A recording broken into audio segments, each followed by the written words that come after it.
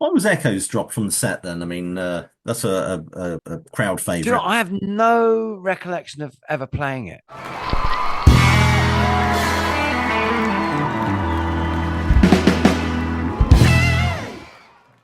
Okay, let's crack on. The first question I have for you is, you mentioned I think that you were a big Who fan. I mean, how influential was John Entwistle on the way you approach bass? Not very influential. That's the interesting thing. It wasn't actually. I mean, I adore Entwistle, Yeah. um, but he's not actually the influence on my bass playing because the Entwistle is just Entwistle. There's bass playing and Mhm. there's Entwistle. Do you know what I mean? It's a Yeah, yeah. completely different thing. It's like because Townsend was my man, and all the rhythm in the Who is coming from Pete. He's the only person who's actually playing any sort of, and you know, as he said himself, it's like kind of John is basically the horn section, and then Keith is this orchestra, and the time is all coming from Pete. So much as I adore him, yeah, no, I was actually just talking about this, funny enough, to Gary, because having just seen that Becoming Led Zeppelin film, actually, I think the biggest influence on my playing in the early days when it was rock music based was John Paul Jones. Oh wow, really? So, who I have the same birthday as. Oh well, there you are. There you are. One of my heroes, actually, when I was growing up as a kid in the 80s, was Adam and the Ants. I'm just going to say, what was it like auditioning for Adam Ant? And do you think you could have made a mark in that band? Do you think what? Do you think you could have made a mark in that band with Adam I Ant? don't. I hadn't really thought about it. It was just. It was. I remember there was this time when auditions kept coming. It was that I went down. In the space of a couple of weeks, I auditioned for Adam and the Ants. I auditioned for Junior Giscombe, Mhm. which I would have loved to have had a gig like that. There are a few. I was just hearing about auditions and going to them. Um, the Adam and the Ants one was fun because they were great. They were, and Marco was. I remember Marco liked my bass, and they're very funny. But then it was announced. The good thing is not that not only did I not get it, they dispensed with the idea of the ants altogether. So it was fine. It's not that I didn't get the gig. No one got the gig. So that actually made me feel better. Well, funny enough, I was living with a friend of mine, Andrew Crawford, at the time, and his little brother lived in a flat in Manchester Square. And the next day, he saw Marco Peroni walking down the road. And he was so incensed on my behalf that he filled a paper plate with shaving foam and went down and pied him. Oh no. Oh, Yes. Marco. And then I would say, yeah, I know, Paul, and he went, yeah, I got him for you because you didn't get the guy. I went, no one got the gig. I didn't need any vengeance. No. Well, ridicule is nothing to be scared of. That's how the song goes, isn't it? There That's you just absolutely. As Icehouse, you supported Bowie on the Serious Moonlight tour, I think it That's was. right. Yeah, yeah, yeah. Um, Milton Keynes, mate. what was Bowie like to support bands? Because some of these big acts can be a little bit sort of He shitty to was support. he was fabulous to us. He was absolutely because he'd asked for us, All right. apparently. And no, well, I had a night out with him. I got taken out with him and the band in Rotterdam one night, and he was really really nice. And that's why I got this. He turned up to see us at a festival in Germany 2 days before we started the tour. And that's why I got my sort of picture taken with him, which I didn't ask for. He was really really nice. I always said like my most brilliant bit of timing because he had that proper star thing. He knew everyone's names.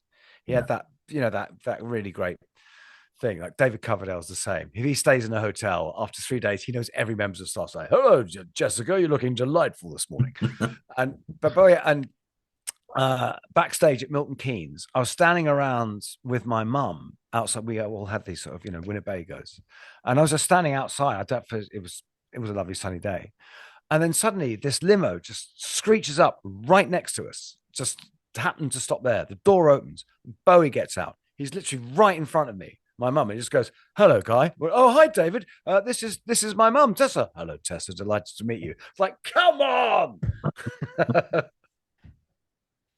But with the Bowie gig, did you get that off the back of perhaps playing for Rob Palmer?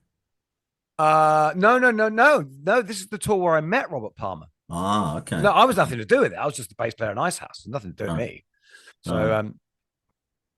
Yeah, no, I mean, it's just, I mean, the idea, but just I've heard so many people say nice things about Bowie and how generous he was to other artists around him. Really, I just Yeah, want well, to like the support band. Really, yeah, no, for sure. I mean, you didn't really see him, to be honest. You know, it's like I mean, there were two support bands. What the shows we did in Rotterdam, UB40 were above us, right? and then Milton Keynes, it was the Beat. No, okay, okay. So yeah, so we're quite no, but he was great whenever you met him. So we go from sort of Bowie is delightful to work with. I've got to ask you about Morrissey. How challenging was he? And were you ever tempted to tuck into a bacon sandwich in his presence? That no, because you were never in his presence. You just were, he just wasn't there. You know that I mean, Morrissey was only the only notable thing about him was his absence. It's part of why it was such fun. You know, yeah, he came down. He'd occasionally look in. He go, but I don't think he was even down there most of the times. You know, so until the time I banged on his door at 8 in the morning, thinking it was Johnny's room. Yeah, that must have gone down well. Oh, well, that was the end of it. He just apparently got up, went up to London, and I was. I don't think actually that I was going to be doing the American tour anyway. I think, and a lot of it was getting me down there to rehearse was kind of them keeping Johnny happy. Yeah. I mean, you got on very well with Johnny Marr, though. Oh no, no, always have still have. He's one of the finest men to ever walk God's earth. Yeah. No So what do you question. think are the chances of knowing Johnny Marr and your experience of Morrissey? What's the chance of there ever being a Smiths reunion? Why would you want to? Why would you? It's like another band I can think of. Why would you want to? I've got to turn the. I've got Johnny's, to, I've got to say, by the way, because Johnny's in such a great place. He's worked so hard as a solo artist, and he now has that where he has those great support slots with all those huge bands, yeah, and he's just this. I think he's got himself in a really really great place. I think he's very happy with where he is. yeah, yeah. I suppose there's just always that pressure people calling for a Smiths reunion, isn't there? But Well, yeah, but it's like it. I think with any of those old acts, if someone wants to play, then great. If they don't, shut up. Just shut up. You know, yeah, why yeah. don't you But go and play? It's like you know, it's there's a lovely one. I remember that Pete Townsend said years ago. So, but you know, people say, "Oh, I never got to see Jimi Hendrix." So, well, you know what? Fuck off. I never got to see Charlie Parker. well, that's the way it goes, I suppose. But Yeah. when you're on with Floyd, I mean, I've heard rumors that when Floyd were doing rehearsals for the Momentary Lapse of Reason tour, I've heard rumors that they rehearsed Sheep. I don't know if that's No, true or not. no, I've never ever played a song from Animals with a member of Pink Floyd.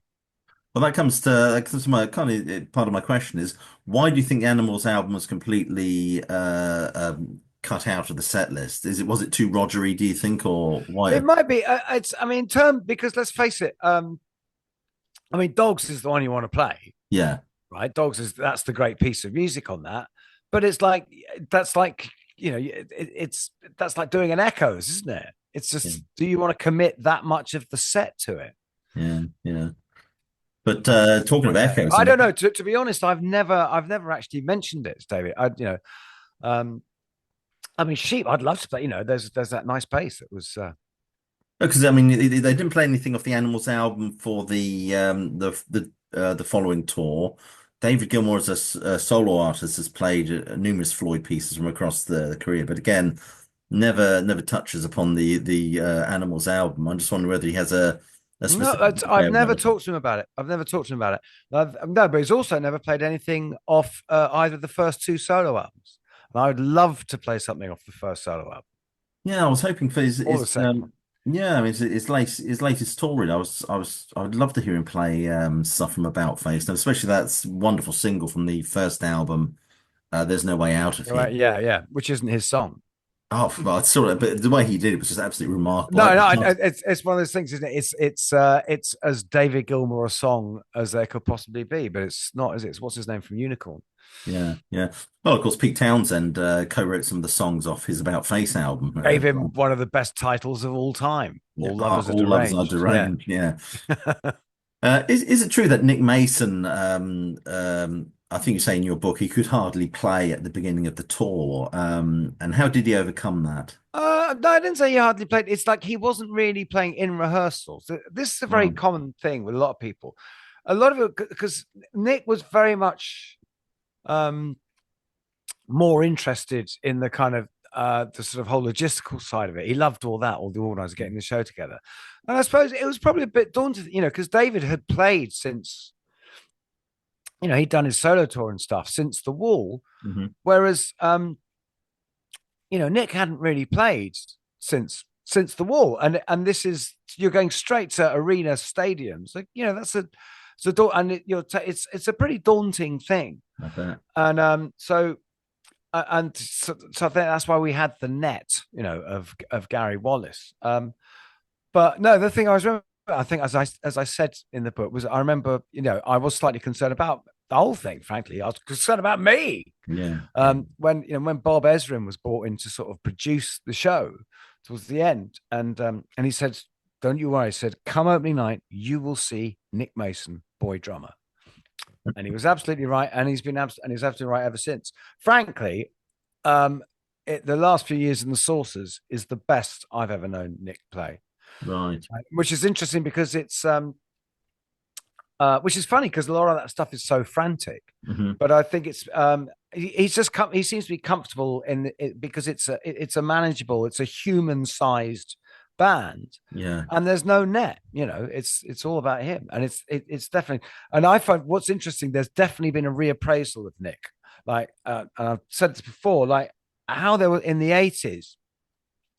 Everyone wanted to be Vinnie Colaiuta or Jeff Porcaro, or Hmm. it was all about musicness. And then suddenly one day, and it was actually one of the first people I think to do it was Brian McLeod, this drummer I was working with. Suddenly, people went, "Hang on, Ringo. Actually, he was the guy. All of that's actually the shit right there, And so from the 90s, if you listen, suddenly everyone's Ringo, and or that thing became Ringo and the sort of Motowny thing. Yeah. But and I think the same thing. I think a lot of it is actually I would credit the Saucers with. I think the same thing is happening to Nick over the last few years, and I've definitely noticed this with drummers, where like, some super heavyweight top drummers are suddenly going, "Hang on, actually, Nick Mason," you know. And Yeah. so I think it's really good. He's kind of getting the credit he deserves because he's got a thing that you can't. It's one of those it would take you years to sort of work out exactly what it is. Well, I think even Roger Waters has said that he feels that Nick Mason is a terribly underrated drummer, and I No, think I think I think that is he's getting his due. I think, but again, people but David used to be an underrated guitarist. You know what I mean? It seems hilarious now. yeah, yeah. Well, I mean, I think Nick Mason's drumming style is absolutely intrinsic to that Pink Floyd sound, Oh, completely, completely. um, uh, which is which is I think what for me one of the problems with the original mix of Momentary Lapse of Reason that he hardly plays on that, but He the doesn't play on it. Doesn't play on it anyway. that's right. It's the new, and that's why it doesn't sound very Floydish. Yeah. The new remix. And what do you think of the new remix that came out? I think when was it? 2019 or something?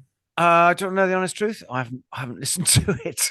Well, it sounds more Floydy because you can hear Nick Yeah, I Mason. was trying to. In fact, because I said there was a thing at the time that I think I said because I was going to go and redo the bass on Sorrow because Sorrow is a bass synth that David Mhm. played, and that's one of the things I've always thought, and it's one of the things I'm kind of best known for with Floyd. I always like to think that I kind of made that my own. I did the octave pedal, and I put it in the same canon as kind of like a prayer or Earth Song, or something. And I kind of felt ownership of that. And David said I could replace it when they redid it, but it didn't. Yeah, So I yeah. never bothered listening to it. Yeah, I mean, I personally think the new remix is better than the original album. Actually, it does sound more Floydy. I think Gilmour said he's stripped it away a lot of those 80s production Well, yeah, affectation. yeah. But he was. I mean, he was doing a lot of stuff on synths that he should have been doing on the guitar. Yeah, But I mean, absolutely. listen, the 80s was so pervasive. I mean, it was like, the world was suddenly full of toys and everyone wanted to do everything with the toys. It's like completely understandable. Why was Echoes dropped from the set then? I mean, that's a crowd Do you know, favorite. I have no recollection of ever playing it.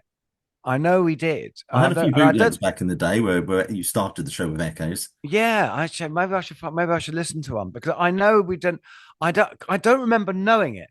I don't remember learning it until 2006. And I remember learning it in 2006 for that tour, and there being stuff that definitely wasn't in my head. Do you know what I mean? Any song you ever learn, so there's a residue Yeah. in the back of your head, and I don't remember any of that.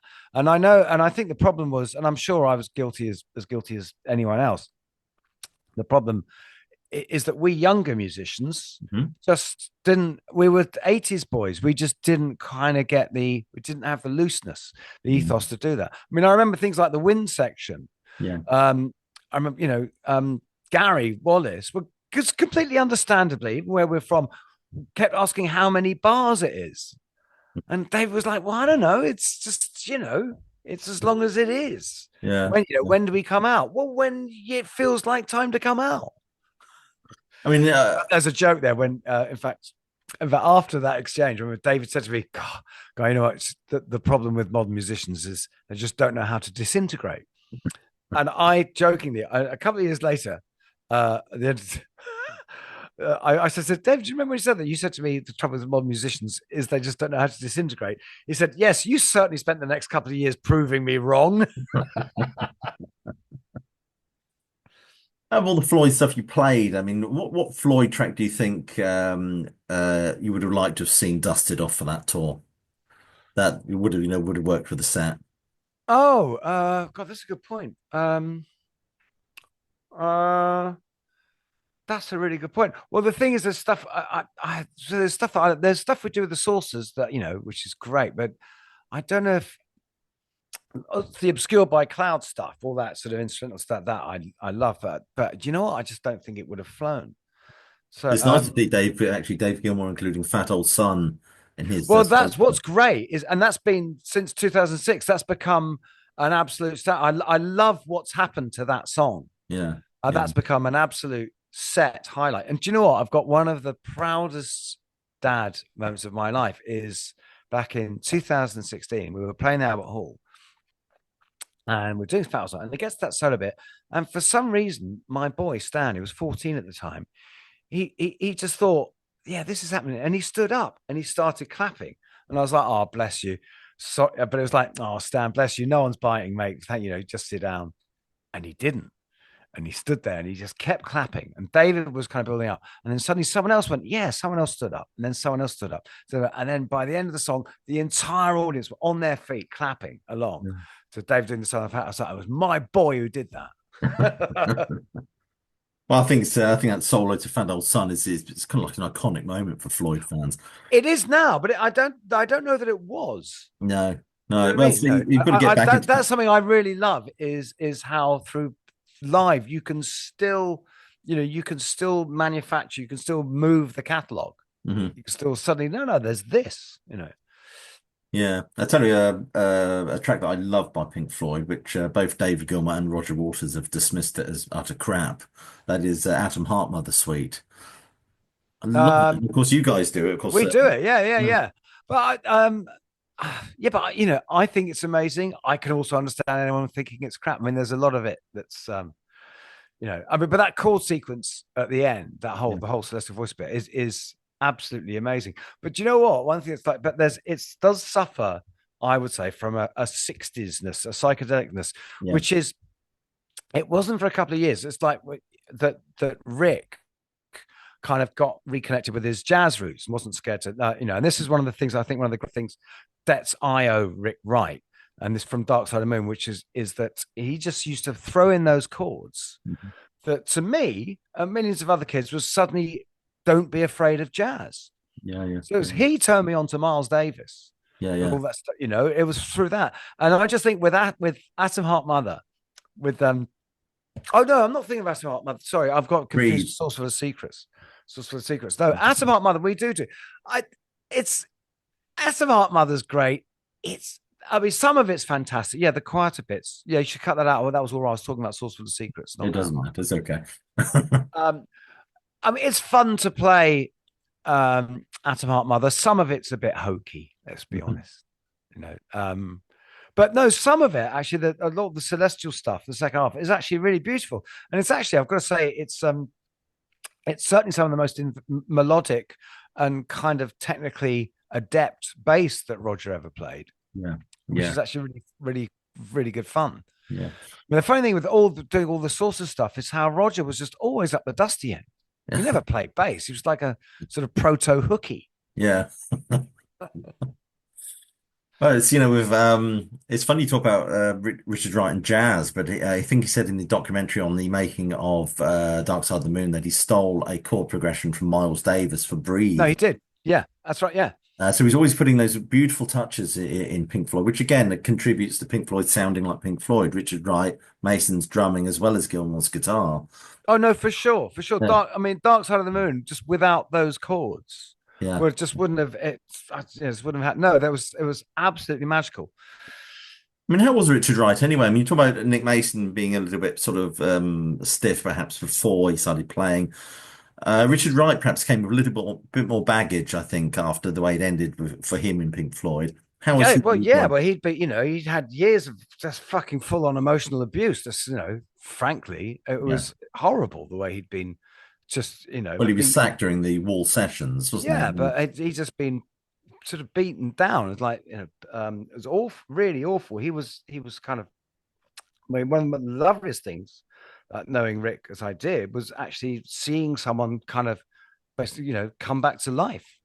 Yeah. Um, it was, I mean, I adored him. He was such a quiet, private person. He just, and he just wanted to be on his boat, and that's what, which I did a lot with him. I sailed the Atlantic with him, Uh, but and he was, and I loved him. Boat Rick was fantastic with the band completely in control of, his world. But yeah, but and also, and I used to love the way he talked about music. It was always, and he was just very quiet and unassuming. I just used to, and he played a lot. That's what was nice. He used to play the piano a lot. yeah. And it was Yeah. just, gorgeous. Well, Waters was stirring up a lot of things around about this time, sort of legal challenges. Were you aware of all that sort of shit being stirred up while you were on tour? Yeah, of course I was. Yeah. So, but nothing I can say about that. Yeah. It didn't affect the people weren't worried about it or anything like that. Didn't affect the band Well, they or wouldn't tell us. yeah. There were no. I mean, no. The whole thing was there was this kind of very Four Musketeers thing that we were all united behind David. Hmm. And I mean, it changed. I think it just meant that rather than Pink Floyd being this sort of faceless thing, huge faceless obelisk, they suddenly had to be people. David suddenly had to put himself forward. Nick had to put himself forward because there's this other person who's putting out a brand. That was about it. But frankly, because my memories of that tour are just like the maddest, happiest. It's the day we won the lottery, and kind of And if anything, I wish I'd been older. I wish I'd been more present. I wish I hadn't been so young, dumb, full of colours. They say no, don't say that. Just What what happened to all those inflatable pigs? That's what I'd like to know. You haven't got one in your loft or anything, have you? do you know what? There was a Hook End, which Oh. was was David's house and studio, and then was Trevor Horn's, and then no, Langer was on. Who's got it? No, we're sort of falling into disrepair. I was up there working once, Mm. and went for a walk around the grounds, this sort of woods and everything, and there was this big old barn, and I looked through the gap, and it was full of rotting Pink Floyd inflatables, like little teachers, pigs, what have you, because they had loads of different ones. So I know there was a load of them They were worth a just bloody fortune on rotting. eBay. Well, yeah. Well, if you've got somewhere to put them. Yeah, well, that's true. You met Don Henley and Joni Mitchell at a party. I What, did. what was Don Henley like? So he can be a bit standoffish at times. No, he was lovely. He was. I mean, it should be pointed out this was the very end of the evening. I'd been doing a session for Peter Cetera, and I turned up at this party that Wendy Stark, this LA socialite, had thrown for Pink Floyd. I was really fucking annoyed actually that I'd gone and done this session because literally everyone was at this party from Quincy Jones, and I turned up. The only people left were Don Henley and Joni Mitchell, and they were just sitting around the kitchen table, and what was sweet was Don was just really doting and really protective of Joni, and she was great. And you know the story. I tell this story. The story I told. She told me because when I said I'm a bass player, she was like, "Oh, because obviously her whole thing was bass players." Mhm. All right. And I was asking her about Charlie Mingus because, of course, did that whole album, Yeah, yeah. Mingus. And she told me this story. She said, "Did you know that Charlie Mingus died at the age of 56? And the day he died, 56 whales beached themselves at the town of Mingus in Mexico." I was like, "Fuck, that's amazing. That's amazing." And I just, obviously, Joni Mitchell said that. So I just carried it with me until I went to write my book. And I was obviously putting the story in. I thought, actually, maybe I should look this up.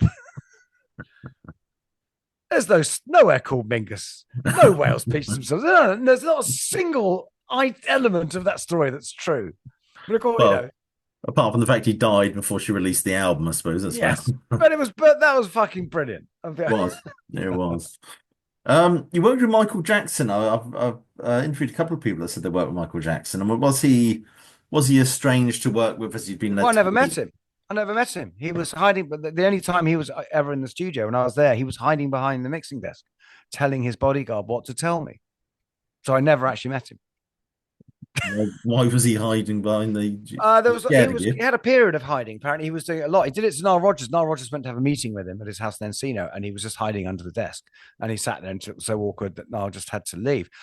What I've heard, the rumor was at the time was that partly it was because he was just right in the middle of all his. He was having so much facial work done at the time. I think it basically got to the point where there was no plastic surgeon in LA who'd touch him, and he was having to go to Costa Rica. But I think at the time he just had like another nose job which had gone horribly wrong, and he'd had something done to his cheeks, and apparently had a flap of skin hanging off down on his eye, which and yeah, so it was pretty not great to be around. So I guess he just didn't want people seeing it. I suppose. With the Nick Mason Sauce Full of Secrets thing, who actually decides on the set list for those shows? Well, we all do, I guess. But it's yeah, there's not that much. I mean, it's kind of obvious what you can do, what you can't. There's not, um, but yeah, we all do. I mean, I guess Nick has final say, but but everyone, yeah, no, everyone chips in. I mean, we were never presented with a set list. Let's put it that way. Right, But right. the thing with the sources is that we have actually someone pointed out we have actually been playing the early music of Pink Floyd for longer than the early years of Pink Floyd. So we kind of have to write Dark Side of the Moon or knock it on the head, I think. Yeah, absolutely. Everything about all the luminaries that you've played with over the years, uh, do you think these pale into comparison in terms of honors in comparison to being put on the front page of Jackie? I wasn't on the front page of Jackie. Oh, I thought you were in Um, Jackie. You're I on. was in Jackie. I wasn't on the front Ah, page of Jackie. No, I was in. That's right. I was. It was when I'd done this record, Solidarity, which I'd co-written with my mate JC from the Members, and we'd started the splinter group called the Children of Seven. And yeah, and it was Andy. What's his name? A guy went on to start Independiente Records, who was the press officer at Stiff. Just took me to the no, did I go to? No, that's right. I was at the Stiff offices, and someone from Jackie came around. They were doing an article on working at a record company, and so, yeah, I was. I was. I think that's the first press I ever got. Oh no, it's not. My first band was in the Face in issue 7. So, but yes, it was a stunning honor. All my mates actually. And I wish I'd got on this gravy train. All my mates used to model for their sort of true love photo stories. my sister used to buy Jackie. I remember those sort of knocking around the house, really. But I think doing those sort of 80s magazines, I was obsessed with any magazine that had Adam the Ants in it, basically. So I certainly remember Jackie Oh, okay. being an important flick through at the No, time. Jacket. Yeah, no, Jacket absolutely was. Yeah. A last question for you, really, is just a general question. I'm interested in your opinion on this. Which album in terms of rock music, which album do you think is more important, the Elvis debut album or Sergeant Pepper? That's a Well, stinker, isn't it? no, it's not because if there wasn't the Elvis debut album, there wouldn't be Sergeant Pepper. So Absolutely. it's kind of as simple as that. So it's not, it's just you can't really compare. It's just without that, it's like saying what's the more important plane, whatever the first jet was, the ME-262 or whatever, or the Phantom. It's like, well, if there wasn't the ME-262, there would never be a Phantom. So Well, John Lennon famously said, before Elvis, there was nothing. that's right. Yeah. So it's it is an important record. But Sergeant Pepper is one of those albums But that, also the guy that Elvis track. But also, what I love is I wasn't I don't think I knew the first Elvis album. I knew Elvis, and I knew Elvis songs, but why I wouldn't necessarily know his album. So I only learned about that from the cover of London Calling. So yeah, that, oh that yeah, was well, actually that's a what great pastiche service. of it. Yeah, Yeah, yeah, exactly. yeah. Well, absolutely brilliant. London Calling, another absolutely brilliant album as well. Joe Strummer taken from us well way too soon, I think. Absolutely, I couldn't agree more. Anyway, Guy, thank you so much for your time. Have a I don't know what you've got planned for the rest of the day. Enjoy your day, Got to and rush for a train is what I've got to do. So okay, fair enough. This interview, I'll try and get it uploaded perhaps tomorrow night or something like that, or maybe even brilliant, tonight if I'm feeling a bit energetic. brilliant. All Anyway, right. Well, thank you very much indeed. my pleasure. Thank you so much. All right. Cheers, Barry. All All the the best. best. Bye bye.